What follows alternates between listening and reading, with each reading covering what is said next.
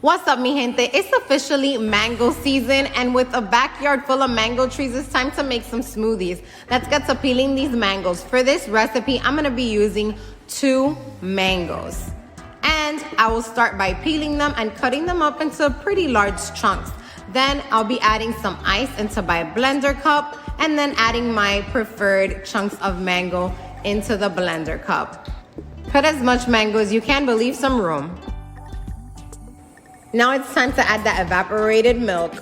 Like any good homemade smoothie, you know you need some evaporated milk, followed by some vainilla. Just a splash is fine. Put your lid on and pulse it on the blender. I only blended it for about 15 seconds and it was just ready to go. When you see those chunks being refined, you know it's time to stop. And look at that foam on the top. Now it's time to pour and enjoy. Remember to like, comment, and subscribe to my channel.